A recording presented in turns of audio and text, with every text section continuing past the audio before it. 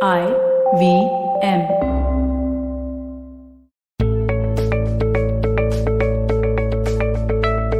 Hey everyone, welcome to the Positively Unlimited podcast.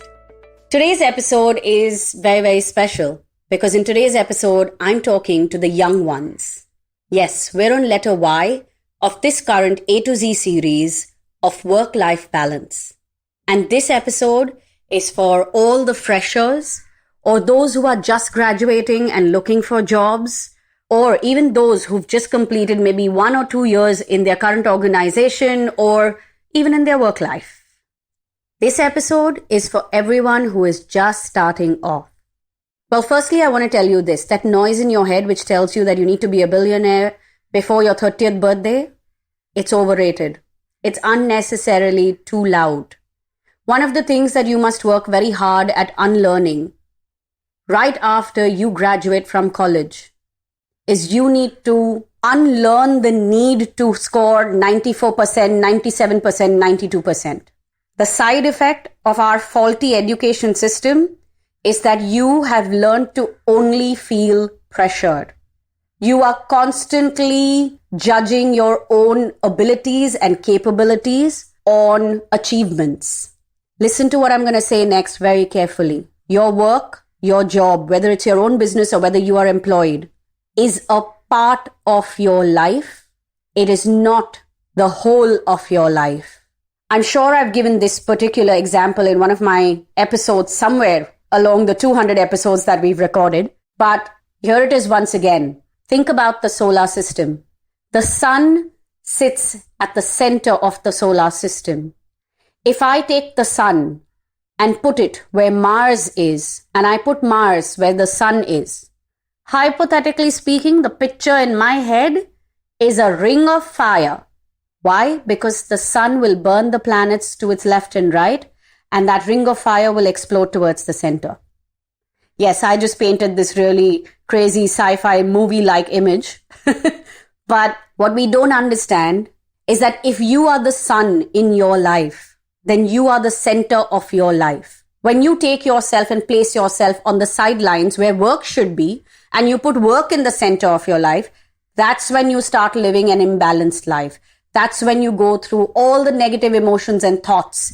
That's where success and failure starts to govern your entire sense of self and identity.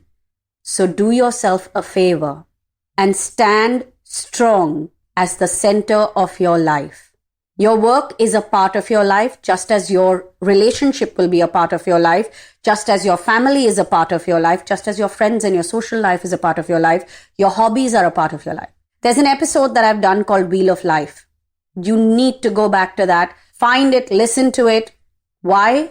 Because that simple tool of creating your Wheel of Life will always ensure that you're able to sustain the balance. Even if something throws you off, you will find your way back to it.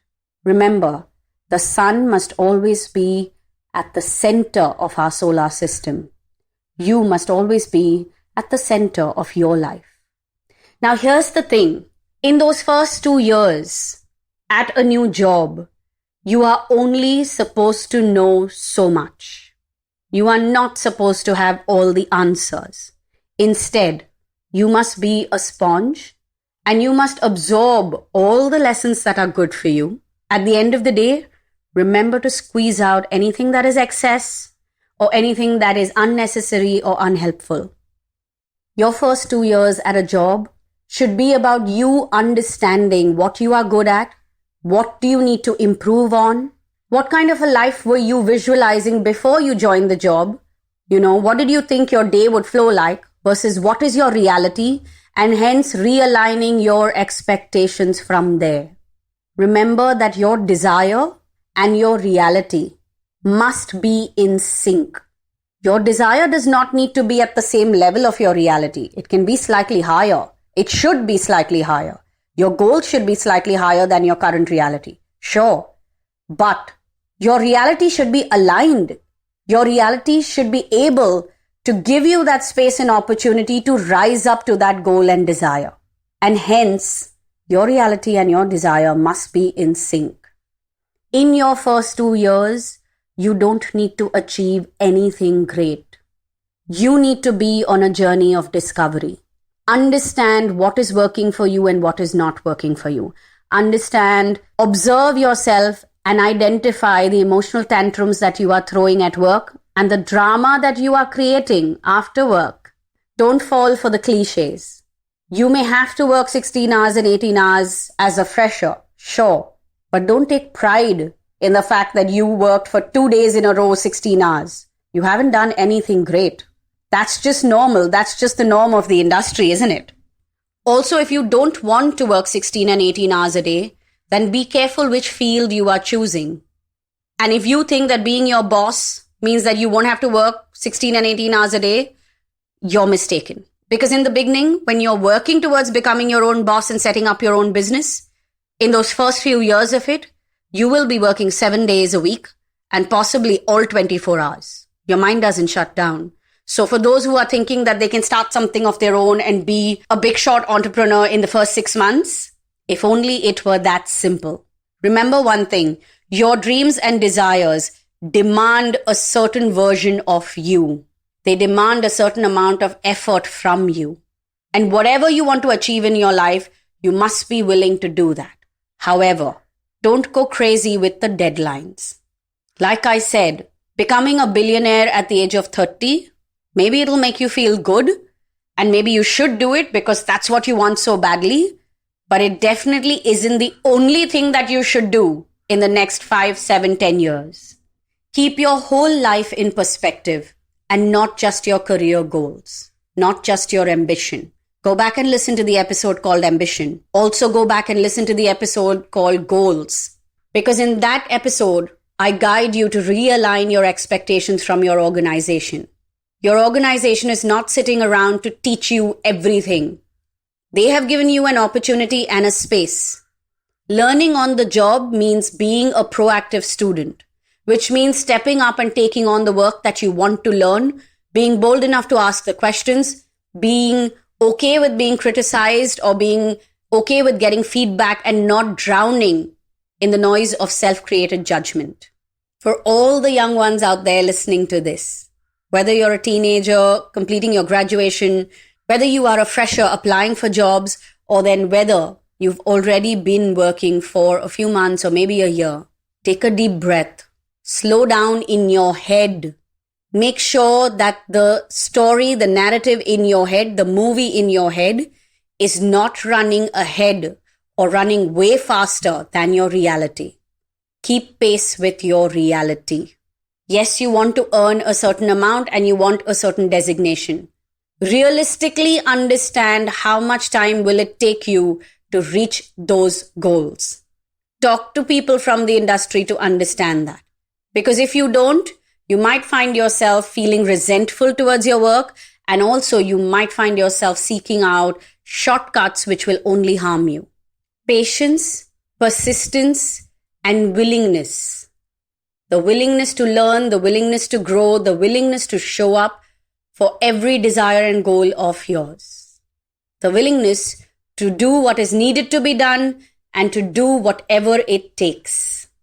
Remember these words as you wake up tomorrow morning and go to work.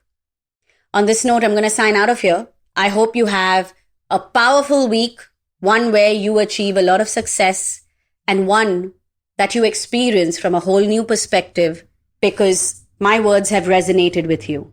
Once again, guys, thank you so much for tuning in to the Positively Unlimited podcast and getting us to 200 episodes. Here's to looking forward to another 200. All previous episodes are available on the IVM Podcast app and website, and you can connect with us on Instagram and Twitter. Our handle is IVM Podcasts. If you'd like to connect with me, my handle is Positivity Angel on Instagram.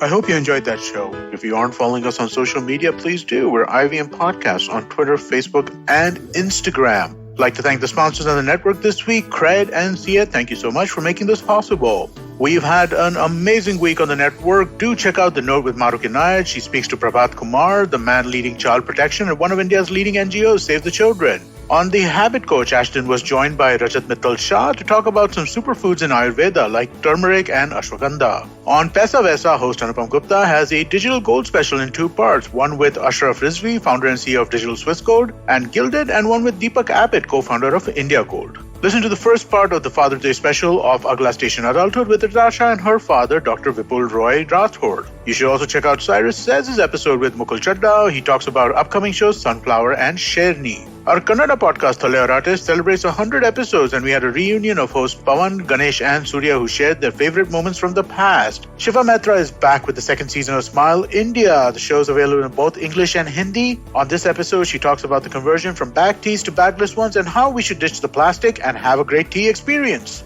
And with that, I hope to see you again next week.